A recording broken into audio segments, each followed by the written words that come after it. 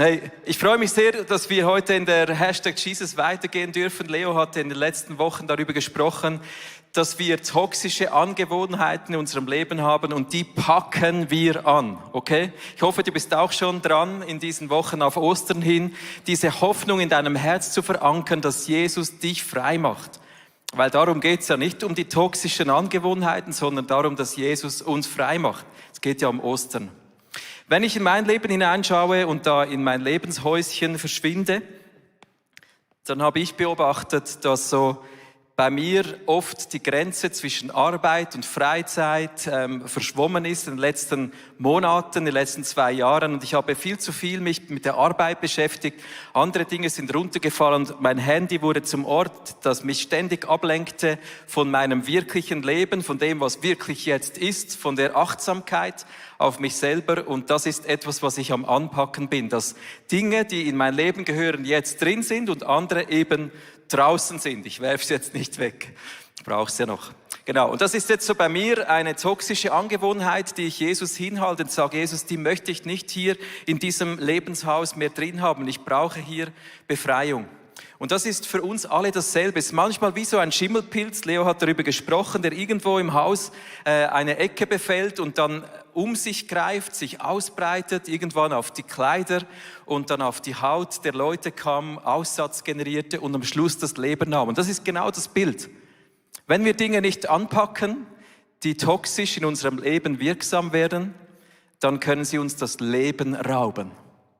Und genau das Gegenteil ist das, was Jesus will. Er ist hier, um uns Leben im Überfluss zu schenken. Das ist Ostern, okay? Seid ihr ready, eure Dinge anzupacken? Ich schon. Nun, das ist das eine. Das, was drinnen in unserem Herzen geschieht, in unserem Lebenshaus drin, da haben wir eigentlich sehr viel Einfluss darauf, was über diese Schwelle hineingehen darf. Da können wir selber bestimmen. In den letzten 2 Jahren wurde uns bewusst, vielleicht mehr denn je, dass auch Dinge von außen an unser Leben herankommen, die wir nicht im Griff haben. Krankheit, ein Coronavirus, jetzt Krieg, die wirken von außen auf unser Leben und wir haben nicht wirklich alle Macht in unserer Hand, was davon über die Schwelle unseres Hauses kommt. Und das ist eine andere Thematik. Diese 2 Dinge aber zeigen uns, dass wir an dieser Schwelle stehen in unserem Leben, Schwelle unseres Herzens, aber auch die Schwelle unseres Hauses, unserer Wohnung, ganz physisch. Das sind nämlich Schaukämpfe, wo ein tobender Kampf stattfindet zwischen Leben und Tod. Wenn wir es nicht ernst genug nehmen, dann übersehen wir, dass hier an der Schwelle unseres Lebens ein Kampf tobt um unser Herz. Ein Kampf tobt, der Leben und Tod nach sich ziehen kann. Und es ist genau auch deshalb, dass viele Menschen über ihren Türen Dinge festnageln oder ein Hufeisen anbringen, was auch immer, Sprüche anklopfen und eingravieren, die uns zeigen, wir sind auf Schutz angewiesen. Ich möchte dir 2 so lustige Sprüche vorlesen, die wir gefunden haben. Der eine sagt, Gott schütze mein Häuschen auf Jahre recht viele und lenk hier behutsam die Automobile. Ich habe das Gefühl, das ist ein Haus, das steht direkt an einer Kreuzung oder so. Jemand anders sagt, Gott schütze dieses Haus, das Advokat und Arzt bleibt raus. Denn wo die Leute zu finden, da ist das Geld am Schwinden. Ja. Sorry, liebe Ärzte und Rechtsanwälte und so, aber es ist halt schon irgendwie so, gell?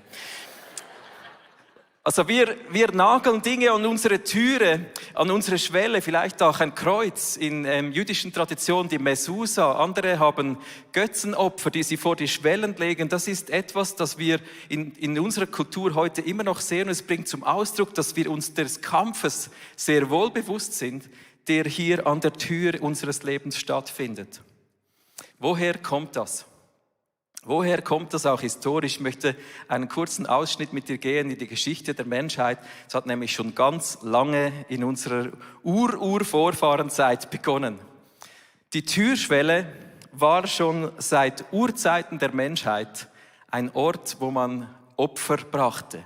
Die Türschwelle ist seit Jahrhunderten, Jahrtausend eigentlich ein Opferaltar. Bevor es Kirchen gab, bevor es Moscheen, Tempel gab, hat man hier an der Türschwelle Opfer gebracht. Man hat nämlich das so gemacht. Der Familienoberhaupt, Sittenhäuptling, meistens der Vater, der hat ein Tier geschlachtet und dann hat er das Blut dieses Tieres hier in der Schwelle in eine kleine Schale eingegossen. Und dann hat er das auch in eine Rinne reingelegt, so. Und dann war hier diese Türschwelle eigentlich der Opferaltar, wo das Blut dieses Opfertieres war. Das Blut eines Tieres symbolisiert Leben.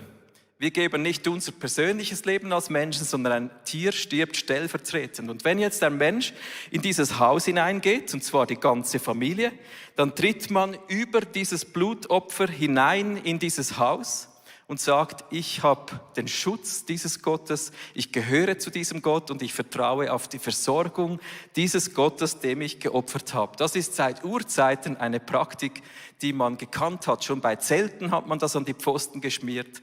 Das ist so eine Geschichte.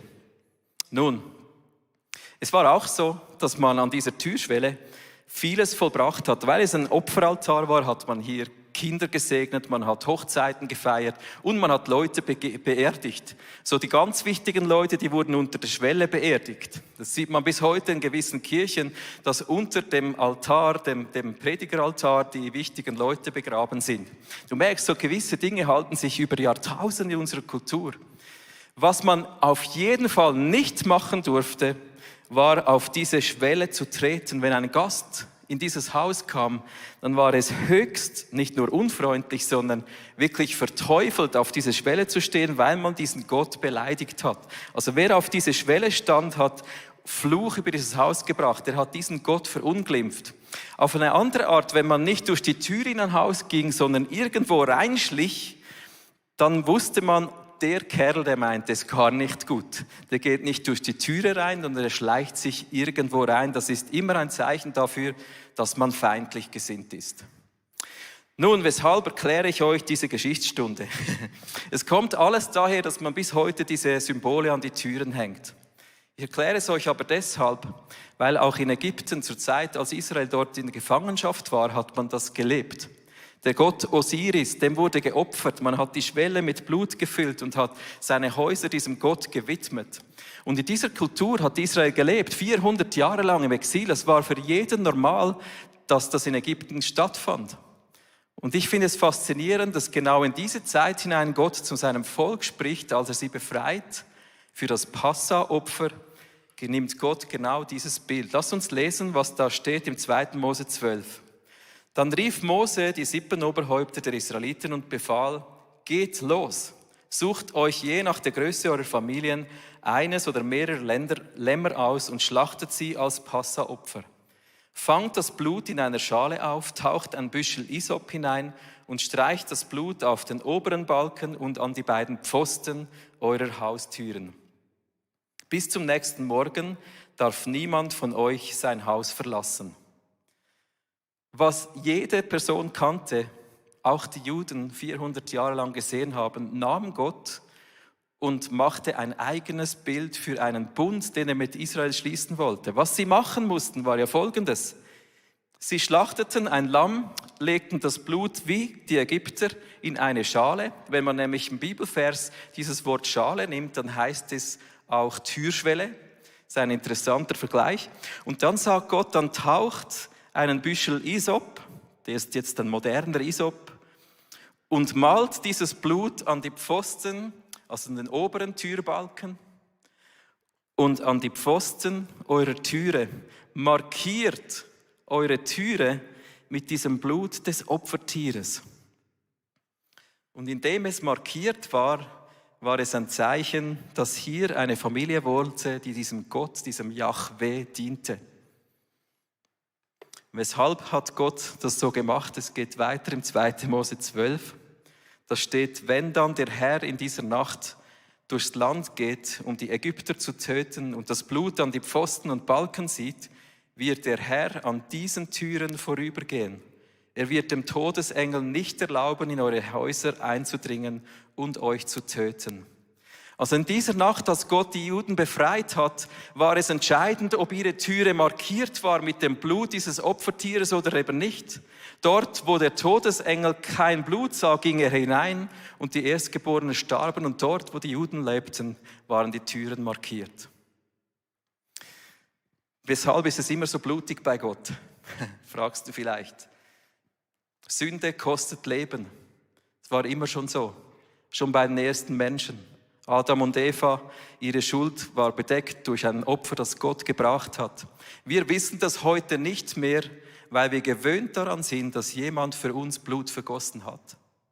Jesus Christus ist das Opferlamm Gottes, das für uns geschlachtet wurde. Sein Blut wurde vergossen. Jesus ist unser Opferlamm. Sein Blut ist vergossen worden. Und wer seine Lebenstürpfosten mit diesem Blut von Jesus markiert, an dem geht der Todesengel vorüber.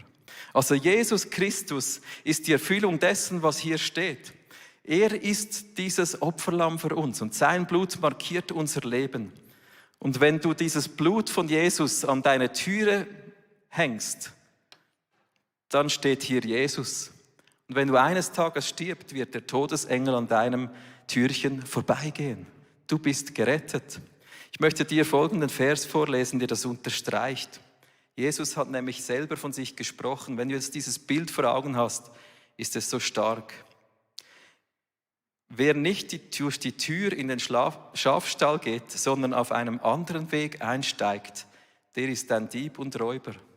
Erinnerst du dich daran? Es war immer schon so. Wer nicht durch die Tür eingeht, ist ein Dieb oder Räuber. Jesus sagt, ich allein bin die Tür. Wer durch mich zu meiner Herde kommt, der wird gerettet werden. Er kann durch diese Tür ein- und ausgehen und er wird saftig grüne Weiden finden. Der Dieb kommt, um zu stehlen, zu schlachten und zu vernichten. Ich aber bringe Leben und dies im Überfluss. Es ist so stark, dass Jesus sagt, ich bin diese Tür. Wer durch mich hineingeht in das Reich Gottes, der ist gerettet. Die Frage ist, hast du dein Leben markiert mit dem Blut von Jesus? Hast du dich für Jesus entschieden? Wenn du das gemacht hast, dann bist du unter diesem Schutz Gottes. Du brauchst auch keine Mesusa mehr, auch keinen frommen Spruch mehr.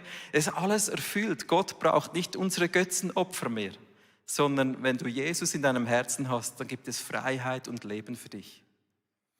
Die Entscheidung, die wir treffen, ist nicht ein Opfer zu bringen, sondern unser Leben Jesus zu übergeben. Und das tun wir mit der Taufe. Der Taufe steht, wer durch Wasser oder Geist geboren ist, der kommt rein in die Familie Gottes. Diese Taufe hat auch Daniel erlebt. Erzähl uns doch von deiner Taufe. Ja, vor einem Jahr durften wir hier ein großes Tauffest feiern. Zunächst taufte meine Frau mich, danach tauften wir gemeinsam unsere 4 Kinder. Was für ein Moment.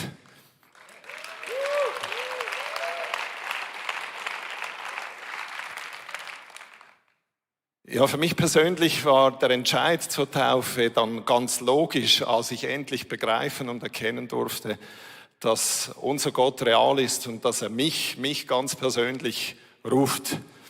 Und ich durfte ihn auch immer wieder als Wundertäter bei mir und in meinem Umfeld erleben. Der Schritt über diese Schwelle in ein Leben mit Jesus hinein war auch ein Akt des Gehorsams, wie er in der Bibel steht. Dass ich diesen Schritt gemeinsam mit unseren 4 Kindern machen durfte, machte es umso schöner, da wir buchstäblich unser Haus, unsere Familie unter den Schutz und den Segen Gottes stellen konnten. Dieser Schritt führte mich in eine spürbare und erlebbare Freiheit und Geborgenheit, die ich vorher so nicht kannte. Ich durfte auch erkennen, dass Jesus den vollen Preis für mich bezahlt hat und so seine Vergebung für meine Sünden annehmen. Und so bin ich jetzt in seinem Haus und fühle mich wohl und geborgen. Yeah. Vielen Dank, Daniel.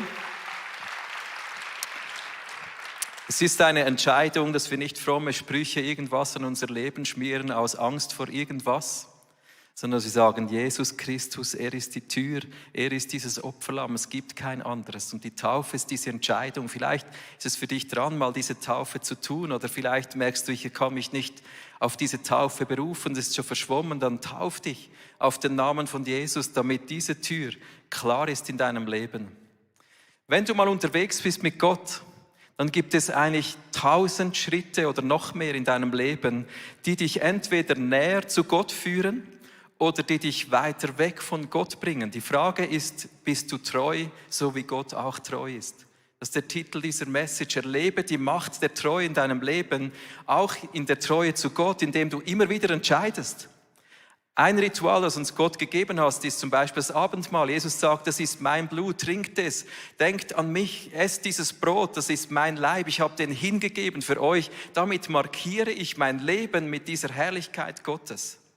Aber es gibt noch viele andere Dinge, die wir tun können, und wie das ungefähr aussehen kann, das erzählt uns jetzt Carmen. Im Dezember 2020 habe ich mich mit dem Coronavirus infiziert und habe zusätzlich einen bakteriellen Infekt aufgefangen. Die Kombination von diesen zwei hat dazu geführt, dass ich eine schwere Lungenentzündung bekam, eine Blutvergiftung, und ich bin im Spital gelandet. Mir ging es schlecht, psychisch auch. Ich habe sehr viel geweint. Ich habe meine Familie furchtbar vermisst. Mein Mann und die Kinder, die waren 3 und 7, die durften natürlich nicht zu mir. Und ich habe einfach extrem viel geweint. Und war so in einer Krise und hatte die Vorstellung, dass wenn ich mal in einer Krise bin, dass ich Gott dann irgendwie mit diesem göttlichen Frieden erleben würde. Und es hat sich einfach nicht so angefühlt, wie ich das erwartet habe. Es hat auch zu Zweifel geführt, nicht an Gott. Ich wusste, er ist da, aber irgendwie an meiner Haltung. Ich wollte ihm doch mein Leben lang treu und nahe sein, und das war irgendwie schwierig in dem Moment. Und da war die Small Group eine extrem große Hilfe. Die haben wirklich gekämpft für uns. Die haben gebetet, die haben gefastet, so richtig, und die standen extrem hinter uns. Das war sehr, sehr tröstend. Als ich später zurückgeschaut habe, oder auch wenn ich heute auf die Zeit schaue, dann nehme ich vor allem mit, dass ich neu entschlossen bin und eine große Wertschätzung habe für diese alltäglichen Momente mit Gott. Ich habe ihn nämlich in der ganzen Verarbeitung auch mal gefragt, ja, was alles hat mir denn irgendwie hindurch geholfen? Und da kam so das Stichwort, die Basis, Fundament. Und mir kamen ganz viele Situationen in den Sinn aus meinem Leben, nicht so die spektakulären Wow-Momente mit Gott, eher so die ganz kleinen, stille Zeit, Bibel lesen, bis zurück in meine Kindheit, am Sonntag in die Sonntagsschule, am Samstag in die Jungschi. Und ich habe wie gemerkt, dass so viele kleine Puzzleteile einfach ein Fundament ergeben haben, das dann gehalten hat. Und das motiviert mich einfach neu, an Gott dran zu bleiben, im Alltag dieser Beziehung Platz und Priorität zu geben, weil es einfach verhält, weil Gott treu ist, auch dann in einer Krise und wenn die Gefühle etwas anderes sagen. Yeah, vielen Dank, Carmen. So stark, dass wir auch in Momenten, wo wir Gott vielleicht nicht spüren wie Carmen, dass man merkt, wow, meine Entscheidungen, meine täglichen, vielleicht wöchentlichen Schritte über diese Schwelle hindurch, durch Jesus hindurch in mein Leben mit Gott, die haben Kraft, dass, wenn ich ihn auch nicht spüre, dass ich ihm treu sein kann. Ich möchte dich heute einladen, dass du überlebst, wie kann ich täglich, wöchentlich, monatlich, jährlich, wie sieht mein Schritt über diese Schwelle Jesus aus? Wie bin ich Gott treu? Seine Türe ist die Einladung an jede Person in dieser Welt. Jede Person ist eingeladen, durch diese Tür Jesus hindurchzugehen. Die Frage ist, bin ich ihm auch treu? Führt mein Leben mich hinaus und weg von Gott oder immer wieder rein, damit jeder Schritt durch das Blut von Jesus mich reinigt, wiederherstellt, mich freisetzt? Du siehst es eingeblendet, ein paar Gedanken zu einem Brainstorming. Wir nehmen uns gerade jetzt in dieser Message drin einfach eine Minute Zeit, wo du für dein Leben überlegen kannst, wie kann ich ganz konkret die Macht der Treue erleben, meine Treue zu Gott. Nimm dir diese Zeit mit diesen Gedankenstützen.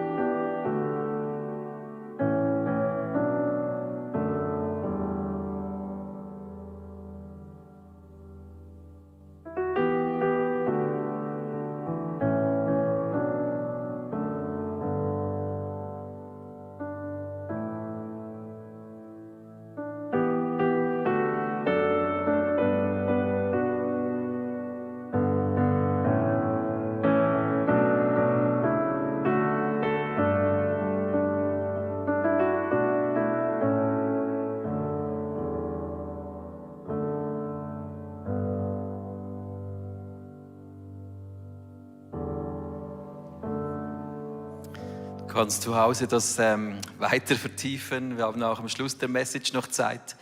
Es ist eine Art, auf diese Treue Gottes zu reagieren, dass wir einfach immer wieder auch treu sind ihm gegenüber, um unsere Freisetzung auch zu erkämpfen in unserem Herz. Am Schluss ist es immer ein Geschenk. Aber die Frage ist, gehe ich durch diese Tür Jesus hindurch?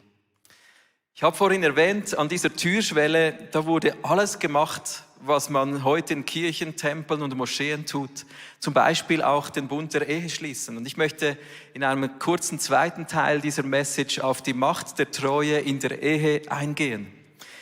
Früher war es so, man hat an dieser Schwelle geopfert, die Braut hat etwas Blut auf ihre Stirn genommen und dann hat man den Bund der Ehe geschlossen, in dem der Mann seine Braut über die Schwelle trug. Ja, das ist schon mega alt. Also liebe Männer, das müsst ihr nicht eurem Großvater vorwerfen, sondern das war schon der Urgroßvater, der das gemacht hat. Und das war ein Symbol, dass man die Ehe nicht startet, indem die Braut dann echt dummerweise bei der Hochzeit noch auf die Schwelle tritt, oder? Und dann schon der Fluch ins Haus kommt, sondern aus Respekt vor diesem Gott. Man hat den Bund an der Schwelle mit diesem Gott und miteinander geschlossen, um diese Ehe unter den Schutz Gottes zu stellen. Auch heute gibt es diese Ebenen. Wie schließt man einen Bund der Ehe?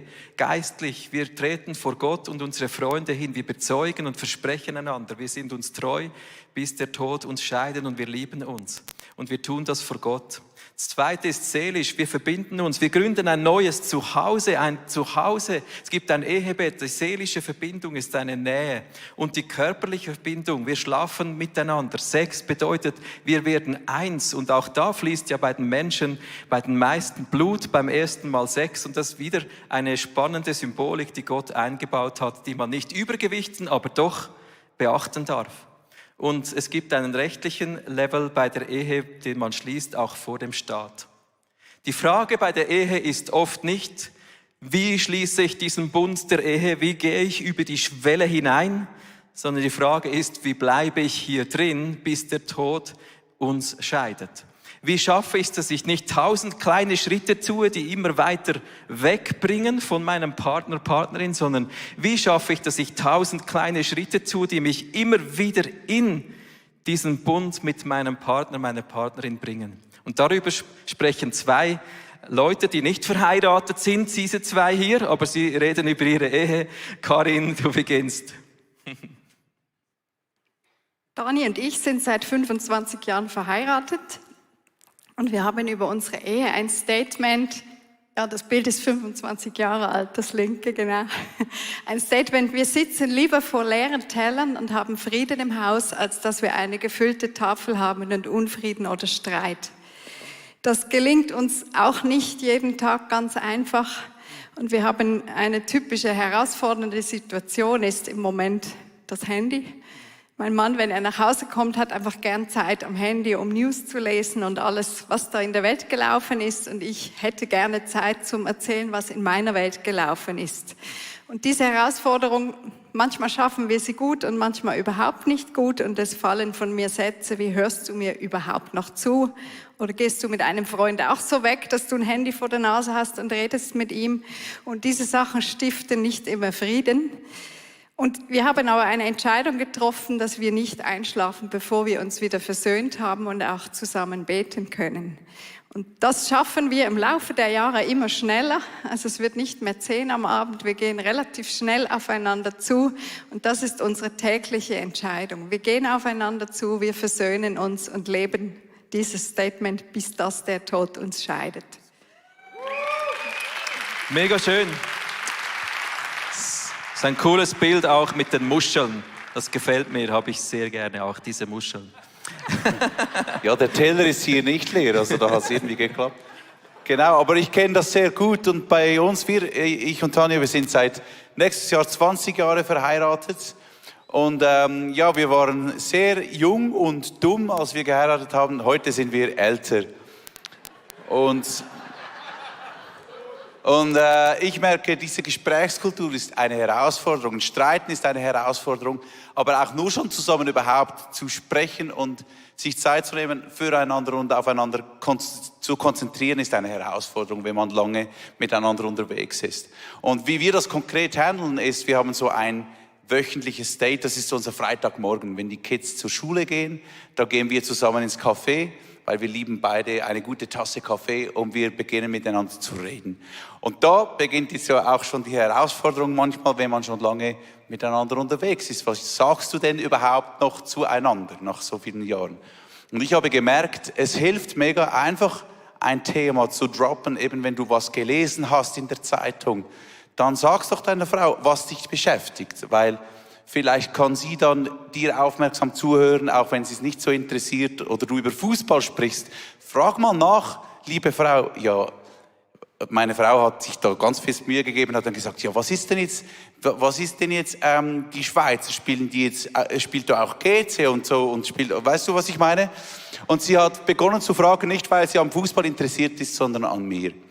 Und das zweite Learning oder die zweite Kultur, die wir bilden dürfen, ist eine Kultur von im Licht zu leben. Mir ist es sehr wichtig und matchentscheidend, dass ich irgendwo einen Ort habe, wo ich über meine Beziehung mit Tanja reden kann.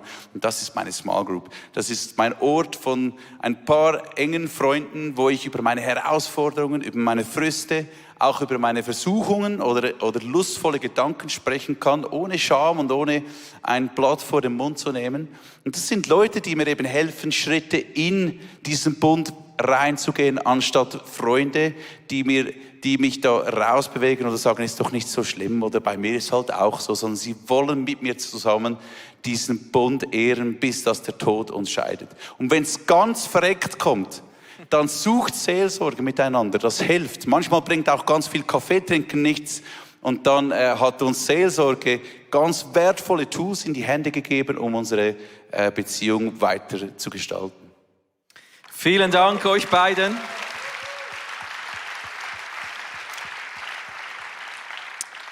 Ja, es ist so stark, einfach Geschichten zu hören, ganz praktisch. Wie können wir Schritte aufeinander zugehen, anstatt zuzulassen, dass wir uns einfach auseinander wegbewegen. Die Macht der Treue liegt in der Entscheidung, in kleinen Schritten aufeinander zuzugehen. Und es erbarmt mich zu hören, wenn Leute ihren Ehering ausziehen, nicht mehr im selben Bett schlafen. Das sind alles Dinge, die uns Schritt für Schritt voneinander wegführen, anstatt aufeinander zuzugehen. Und heute ist es unser Wunsch, dass wir einfach inspiriert sein dürfen, diese Tür als ein Ort anzunehmen, wo ein Schauplatz ist des Kampfes, der stattfindet, auch um den Bund der Ehe.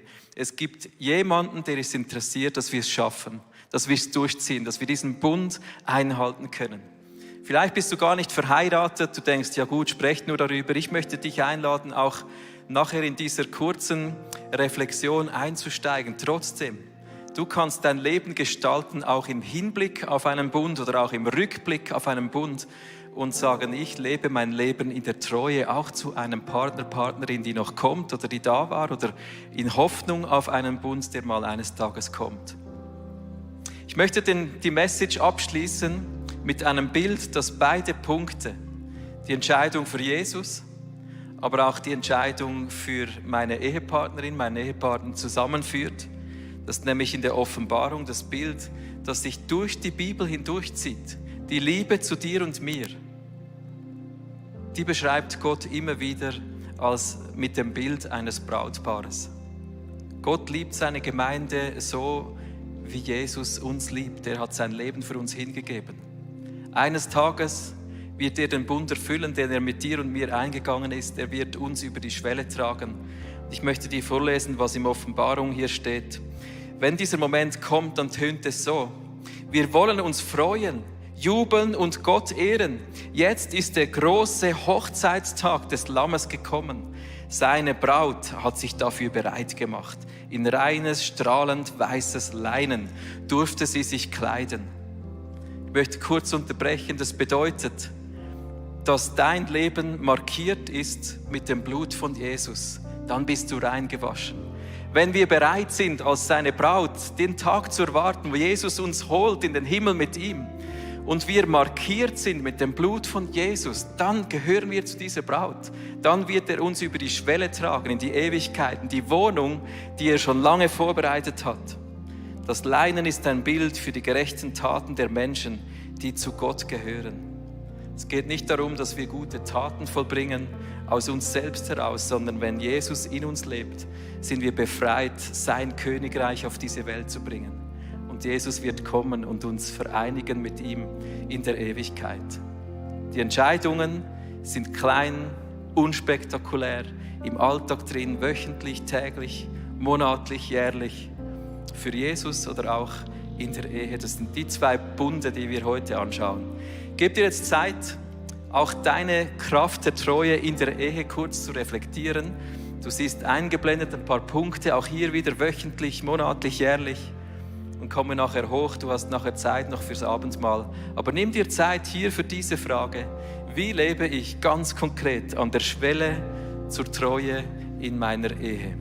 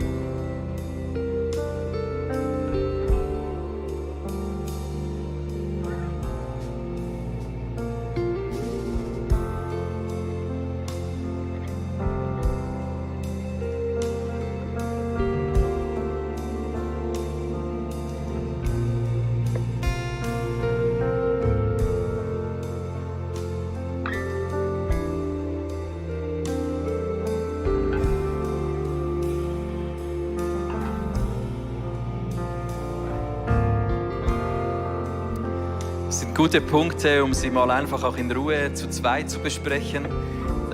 Ihr könnt diese Punkte dann auch auf Telegram runterladen. Wir schicken die in die Sunday Morning Community rein. Ich möchte an dieser Stelle beten und lass uns doch gemeinsam aufstehen. Unter deinem Stuhl findest du ein Abendmahl. Nimm das doch gleich mit beim Aufstehen. In einen Moment hinein, wo wir einfach vor unseren Gott treten. Ganz persönlich, du für dich, vielleicht auch zu zweit. Nimm dieses Abendmahl mit und lass uns vor diesen Gott stehen. Ich möchte kurz beten und dann hast du Zeit für dich, mit deinem Partner, Partnerin, wie auch immer, mit diesem Jesus. Jesus, ich danke dir heute Morgen, dass dein Angebot gilt. Du hast dich hingegeben. Du bist dieses Opfer, das sich hingegeben hat für uns. Ich danke dir, dass du dein Blut vergossen hast, deinen Körper hingegeben hast in den Tod, damit wir Leben haben. Und das können wir nicht begreifen, wirklich nicht. Ich merke, das sinkt bei mir auch immer noch nicht ganz, was das bedeutet haben muss für dich. Und möchte ich ganz ehrlich sagen, Jesus, hilf mir immer mehr, das zu begreifen, zu spüren, wahrzunehmen und mir bewusst zu werden, dass mein Leben eigentlich den Tod verdient hätte. Kein Opfer, kein Spruch über meinem Leben, kein Symbol, keine Hexerei, keine guten Taten würden jemals reichen, damit ich Bestand hätte vor diesem heiligen Gott. Aber dein Blut, das du vergossen hast, das reinigt mich. Dein Körper, der hingegeben wurde, der gibt mir Berechtigung, zu dieser Braut Gottes zu gehören. Jesus, ich entscheide mich heute neu oder zum ersten Mal ganz bewusst, ich bestreiche mein Leben mit deinem Blut. Ich nehme dich an, Jesus. Du bist mein Retter, du bist mein König, du bist mein Herr, du bist mein Versorger, mein Schutz, meine Geborgenheit, meine Sicherheit. Du bist auch meine Freiheit, dort, wo ich anstehe in meinem Leben. Ich halte dir hin, wo ich immer wieder diese Muster reinfalle. Und ich danke dir für deine Freiheit, die du mir heute schenkst. Ich gehe bewusst durch diese Tür hindurch, in das Leben mit dir, Jesus. Und ich segne uns heute Morgen, auch alle, die hier verheiratet sind, dass wir den Bund der Ehe vollbringen dürfen, vollenden dürfen und bis an den Schluss unseres Lebens einander treu sein können und einander lieben dürfen. Jesus, hilf du auch dort, wo Leute sich einen Partner wünschen. Schenk du so göttliche Wundermomente, wo das einfach geschieht. Ich danke dir für alles, was du gibst. Es ist so viel mehr, als wir begreifen dürfen. Amen. Nimm doch diese Zeit jetzt mit diesem Song. Du kannst das Abendmahl nehmen, in die Musik mit einstimmen, aber es ist dein Moment, wo du sagst, Jesus,